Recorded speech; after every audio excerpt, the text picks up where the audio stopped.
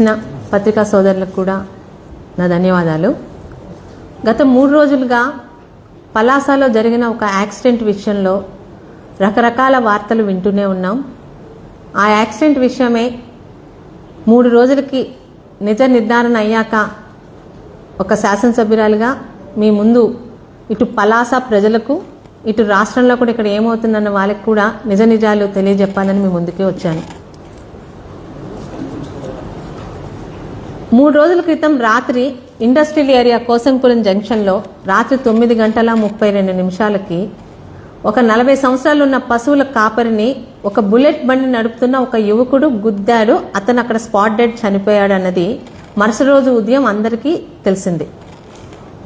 ఎవరా యాక్సిడెంట్ చేసిన యువకుడు అని అడిగితే వైసీపీలో కోఆప్షన్ మెంబర్గా పనిచేసిన శంకర్ త్యాడి గారి కొడుకు సిద్ధార్థ త్యాడి గారని పేరు వినిపించింది. పోలీసుల పనులు పోలీసులు చేసుకుంటారు, దాని మీద అంతవరకే వివరం తీసుకొని మేము మా పనుల్లో బిజీగా ఉన్నాం. మొన్న రాత్రి దాదాపు 10:30-11 గంటలకి కొన్ని ప్రముఖ ఛానల్స్ నాకు ఫోన్ చేసి 10:30 ఎందుకు చెప్తున్నానంటే టైం గుర్తుంది కాబట్టి, మేడం ఈరోజు మీ దగ్గర జరిగిన చిన్న వార్తగా కవర్ అయిన ఆ యాక్సిడెంట్ చేసింది అప్పలరాజు గారి కుమారుడు అని అంటున్నారు అంటే చాలా నిజాయితీగా, లేదండి అది తప్పు, అప్పలరాజు గారి కొడుకు కాదు, బట్ చేసింది ఒక వైసీపీ నాయకుడు కొడుకే, మీకు ఎవరో రాంగ్ ఇన్ఫర్మేషన్ ఇచ్చారు, రాజకీయాలు చేయొచ్చు కానీ ఇలాంటి అబద్ధాలు మాత్రం మేము ఆడమని చెప్పి ఆ ఫోన్లు కూడా పెట్టడం జరిగింది. నిన్న ఉదయానికి పోలీసులు అన్ని రకాల సాక్ష్యాలతో చెప్పింది ఏంటంటే, మొన్న రాత్రి ఆ యాక్సిడెంట్ 3 రోజుల క్రితం జరిగిన రాత్రి ఆ యాక్సిడెంట్ చేసింది అప్పలరాజు గారి చిన్న కుమారుడు. అయితే ఇక్కడ యాక్సిడెంట్లు జరగడం తప్పు కాదు, అది ఎవరు కావాలని చేయరు, బై యాక్సిడెంట్లు గానే జరుగుతాయి. కానీ యాక్సిడెంట్ జరిగిన తరువాత ఒక ప్రజాప్రతినిధిగా మాట్లాడితే మైకులు పట్టుకొని నీతి నిజాయితీ అని బల్లలు గుద్దేసి మాట్లాడే అప్పలరాజు గారు చేసిన పని ప్రజలకి, ముఖ్యంగా మా పలాస ప్రజలకి ఖచ్చితంగా తెలియాలి. యాక్సిడెంట్ జరిగాక మామూలుగా ఎంతటి వారైనా తను చేసిన యాక్సిడెంట్ తో ఒక వ్యక్తి అక్కడికక్కడ ప్రాణాలు పోయాయి అనుకుంటే ఎవరికైనా ముందు మైండ్ ఫ్రీజ్ అయిపోతుంది, ఏం చెయ్యాలో కాలు చేతులు ఆడవు. కానీ పూర్తిగా క్రిమినల్ మెంటాలిటీ ఉన్న మనందరికీ తెలిసిన మన మాజీ మంత్రి అప్పలరాజు గారు 9:32 గంటలకి యాక్సిడెంట్ అయితే 9:45 కల్లా ఆ యాక్సిడెంట్ లో బండితో పాటు అవతల వాళ్ళని డాష్ ఇచ్చిన అప్పలరాజు గారి కుమారుడు కూడా కింద పడిపోయి ఆయనకు కూడా కంటి మీద, నుదుటి మీద, ఛాతి మీద దెబ్బలు తగిలాయి. 9:45 కల్లా కుమారుణ్ణి తీసుకొని పలాసలో ఉన్న అటు చిన్నబడం వైపు ఉన్న డాక్టర్ బాలకృష్ణ గారి ఆర్థోపెడిక్ హాస్పిటల్కి తీసుకెళ్తే, ఏంటండి ఇంత దెబ్బలు తగిలాయని అడిగినప్పుడు బైక్ నుంచి పిల్లాడు పడిపోయాడు అంటారు. ఏ డాక్టర్ అయినా అంతవరకే అడుగుతారు, అందులో ఆయన తప్పులేదు. ఏ డాక్టర్ అయినా బైక్ మించి పిల్లాడు పడిపోయాడని ఆయన హాస్పిటల్లోనే ఆ గాయాలకి డ్రెస్సింగ్, చిన్న చిన్న కుట్లు వేపించుకొని 10 దాటక ముందే తన కొడుకుని ఊరు దాటించేసిన అతి నిజాయితీ పరుడు మనందరికీ తెలిసిన మన మాజీ మంత్రి సీదిరి అప్పలరాజు గారు. కొడుకుని తప్పించడమే కాకుండా తను ఏం చెప్తే అది చేసే నమ్మకస్తుల ద్వారా తన అనుచరుడైన ఇంకొక త్యాడి అనే అతని తాలూకు కొడుకుని ఆ రోజు ఉదయం తీసుకెళ్లి పోలీసులకు అప్పచెప్పారు. పోలీసులు కూడా యాక్సిడెంట్ జరిగింది వాస్తవం, యాక్సిడెంట్ చేసిన వాడు తన మట్టుకు తనే వచ్చి లొంగిపోయాడని వాళ్ళు కూడా అంతవరకే ఆ పోలీస్ కేసు వేసి ఎఫ్ఐఆర్ వేసి ఆ అబ్బాయి కూడా స్టేషన్ బెయిల్ ఇచ్చి వదిలేశారు. ఇక్కడ పలాస ప్రజలకి అలాగే రాష్ట్రంలో ఉన్న వాళ్ళకి 2 ఇన్సిడెంట్ గుర్తు చేయదలిచానండి. ఎందుకంటే మీ దాకా వస్తే ఒకటి, మా దాకా వస్తే ఒకటి అని 2 నాలుకల ధోరణి ఏ రోజు తెలుగుదేశం ప్రభుత్వం గాని గౌతు కుటుంబం గాని చేయలేదు.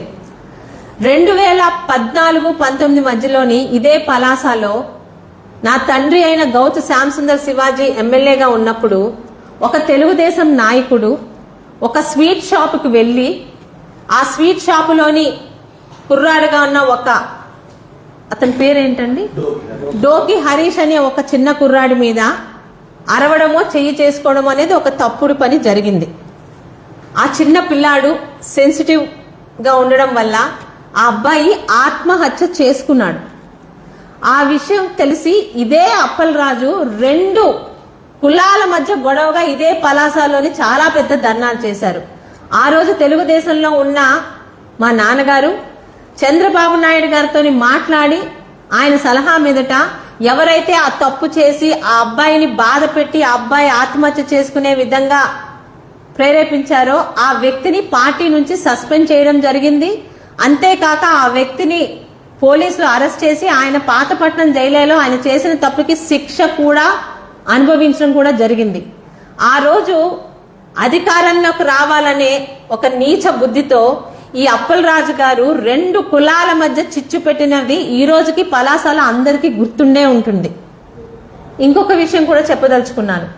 నేను ఎమ్మెల్యేగా గెలిచిన తర్వాత పలాసలో 2 మైనర్ అమ్మాయిల మీద ఆ అమ్మాయిలు వాళ్ళ తల్లి అనుమతితోనే కొంతమంది అబ్బాయిలతోని బర్త్డే పార్టీకి వెళ్ళినప్పుడు ఆ అమ్మాయిల మీద అసాల్ట్ జరిగింది. ఆ విషయం తెలిసి ఆ తల్లిని చాలా మంది పత్రికా విలేకరులు అడిగితే మా అమ్మాయిల మీద ఏమీ తప్పు జరగలేదు, మా అమ్మాయిలు హ్యాపీగా ఇంట్లోకి వచ్చారు అని చెప్పిన ఆ తల్లి మళ్ళీ 24 గంటల తర్వాత మా అమ్మాయిల మీద అత్యాచారం జరిగింది అని మాట ఒప్పుకుంది. ఆ విషయం ఆ రోజు మందసాలో ఉన్న నేను పార్టీ ఆఫీస్ నుంచి ఫోన్ రాగానే ఆవిడికి ఫోన్ చేసి మీరు పోలీస్ స్టేషన్కి రండి అని డైరెక్ట్ గా నేను ఇక్కడ నుంచి పోలీస్ స్టేషన్కి వెళ్ళడం జరిగింది. ఎవరైనా ఆడపిల్లే. వెంటనే అక్కడున్న పోలీసులకి వాళ్ళు ఎవరైనా కానీ 24 గంటల్లో వాళ్ళని అరెస్ట్ చేసి పంపించండి అని సలహా ఇచ్చి అమ్మాయిని కూడా ఊరుకోబెట్టి ఏమ్మా నిన్న ఒకలా చెప్పావు ఈ రోజు ఒకలాగా చెప్పావంటే నిన్న భయపడ్డాను, సాధారణంగా ఆడపిల్లల తల్లికి ఉండే భయంతోనే ఆ అమ్మాయి జరగలేదు అంది, కూతురు భవిష్యత్తులో ఏమవుతుందోనే. కానీ తర్వాత అందరికీ తెలిసిపోయింది. దీంతో తన కూతుర్లకి న్యాయం జరగాలని ప్రెస్ ముందుకు వచ్చింది. ఆ విషయం వెంటనే తెలిసి అవతల వ్యక్తుల్ని వాళ్ళు కూడా మైనర్స్ అయ్యారో మేజర్స్ అయ్యారో తెలీదు వాళ్ళందరినీ కూడా అరెస్ట్ చేయడం జరిగింది. తర్వాత మీ పత్రికా సోదరులకి తెలుసు, పలాసలో ఉన్న ఆ కేసుని ఫాలో అయిన చాలా మందికి తెలుసు. అదే ఆడపిల్లలు వాళ్ళతో బయటికి వెళ్ళి ఆ పార్టీలో వాళ్ళు కూడా తాగడం అందరూ చూశారు. అయినా ఇష్టంతో జరిగినా ఇష్టం లేకుండా జరిగినా మైనర్ అమ్మాయిల మీద ఒంటి మీద చేయడం ఎవరిదైనా తప్పుని వాళ్ళకి శిక్షించాం. ఇదే నీచ స్వభావం ఉన్న అప్పలరాజు గారు దాన్ని ఆ రోజు ఎలాగ గొడవ చేశారో ఒక్కసారి పలాస ప్రజలకి మా పత్రికా సోదరుల ద్వారా గుర్తు చేస్తున్నానండి. ఏమాత్రం నాకు సంబంధం లేదు, ఒక తప్పు జరిగిందని తెలియగానే వెళ్ళి వాళ్ళని అరెస్టేషన్ చేయమని చెప్తే పచ్చి అబద్ధాలు సిగ్గు లేకుండా మాట్లాడే వాళ్ళు ఎవరన్నా ఉన్నారంటే అక్కడెక్కడో తాడేపల్లిలో కూర్చున్న జగన్మోహన్ రెడ్డి, ఇక్కడ కూర్చున్న ఈ అప్పలరాజు, ఈ ముఖ్యంగా ఈ వైసీపీ బ్రీడ్ అంతా ఇంతే.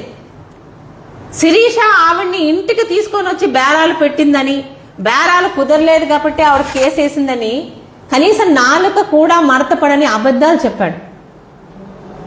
అంటే ఇవన్నీ ఎందుకు గుర్తు చేస్తున్నానంటే పైగా ఆ నేరం చేసిన వారి బంధువులు ఎవరో, నేరం చేసిన వాళ్ళు కూడా కాదు, అమ్మాయి మీద అత్యాచారం చేసిన యువకుల తాలూకా చిన్నాన్న మేనమామ ఏదో సందర్భంలో నాతోని రామ్మోహన్ నాయుడు గారితో ఫోటోలు తీసుకున్నారని అత్యుత్సాహంతో ఫోటోలు బయటపెట్టి ఇలాంటి నేరస్తులకి తెలుగుదేశం పార్టీతో సంబంధం ఉందని చాలా హల్చల్ చేశాడండి.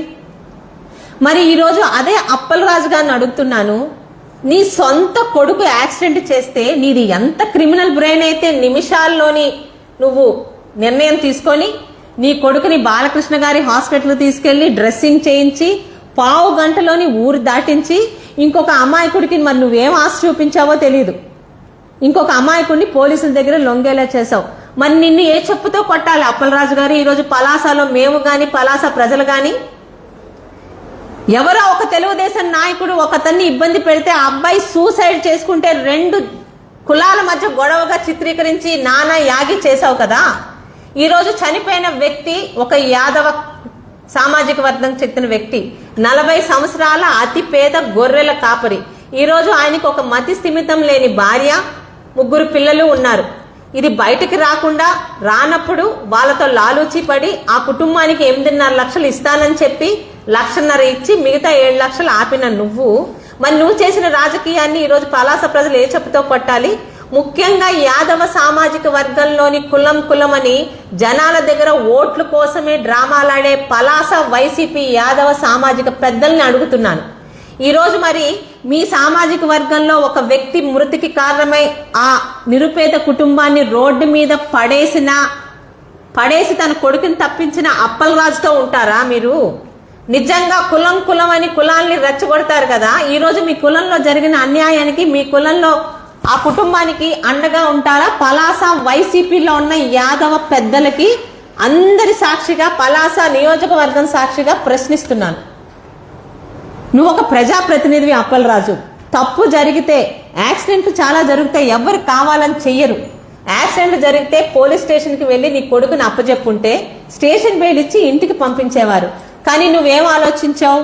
నీలాగా ఇక్కడ ఉన్న గౌతు శిరీష పాపం రాజకీయం చేసి నీ కొడుకుని ఇబ్బంది పెడతాదేమోనని భయపడి నువ్వు ఇప్పుడు 2 తప్పులు చేసావు. ఏ రోజు నాకు ప్రత్యర్థి నువ్వు ఒక్కడివే. నీ కుటుంబంలో నీ పిల్లలు గాని, నీ భార్య గాని, నీ తల్లిదండ్రులు గాని, నీ అన్నదమ్ములు గాని ఎవ్వరూ నాకు ప్రత్యర్థులు కాదు. నువ్వు చేసిన ప్రతి తప్పుని నేను ఎత్తి చూపిస్తాను. ఈ రోజు నీ కొడుకు కాదు అక్కడ నేరస్తుడు. నీ కొడుకు నేరాన్ని తప్పించి ఇంకొక పిల్లాన్ని అందులో ఇరికించిన నువ్వు ఏం సమాధానం రేపు ఉదయం పలాసలో ప్రజలకి, ముఖ్యంగా ఆ కుటుంబానికి, యాదవ సామాజిక వర్గంలోని ఓట్ల గురించి డ్రామాలాడే నీ వైసీపీ నాయకులకి నువ్వేం సమాధానం చెప్తావో నేను కూడా ఎదురు చూస్తున్నాను. ఎందుకంటే ఇందులోని నువ్వు చెప్పిన అబద్ధాలన్నీ అబద్ధాలని తేలిపోయాయి. నీ కొడుకే బైండ్ నడిపాడని సీసీ కెమెరాలతో క్లియర్ గా ఫుటేజ్ వచ్చింది. దెబ్బ తగిలిన నీ కొడుక్కి నువ్వు ఏ హాస్పిటల్లోని డ్రెస్సింగ్ చేయించావో ఆ హాస్పిటల్ డాక్టర్ తాలూకు వాంగ్మూలం, ఆ వీడియోలు వచ్చాయి. పోలీసులు కూడా నేరం చేసింది నీ కొడుకే అని కన్ఫర్మ్ చేశారు. ఈరోజు నువ్వు ఏ మొహం పెట్టుకొని మళ్ళీ పలాస వచ్చి ఎన్ని రకాల అబద్ధాలు నువ్వు, నీ పేటీఎం బ్యాచ్, నీ వైసీపీ సోషల్ మీడియా కుక్కలు వాగుతాయో ఎంత ఇంట్రెస్టింగ్ గా ఉంటాయో నేను ఎదురు చూస్తున్నాను. ఈరోజు తెలుగుదేశం పార్టీ ఆ కుటుంబానికి అండగా నిల్చుంటుంది. జిల్లా ఇన్ఛార్జ్ మంత్రి గారైన కొండపల్లి శ్రీనివాస్ గారు బయలుదేరారు. ఆ కుటుంబానికి వచ్చే కుటుంబానికి ధైర్యం చెప్పి వాటికి పార్టీ తరపున మేము ఎలాగే సహకారం చేస్తున్నాం అనౌన్స్ చేస్తారు. మరి ముఖ్యంగా ఈ సందర్భంగా పలాసలో ఆ రోజు మళ్ళీ చెప్పడం మర్చిపోయానండి. హరీష్ అనే వ్యక్తికి మా నాయకుడి ద్వారా కలిగిన ఇబ్బందికి కూడా ఆ రోజు చంద్రబాబు నాయుడు గారు ఎంపీ రామ్మోహన్ నాయుడు గారిని, మంత్రి అచ్చెన్నాయుడు గారిని ఇద్దరిని ఇంటికి పంపించి వాళ్ళకి 5 లక్షల నష్టపరిహారం ఇప్పించారు. అది తెలుగుదేశం పార్టీ కమిట్మెంట్.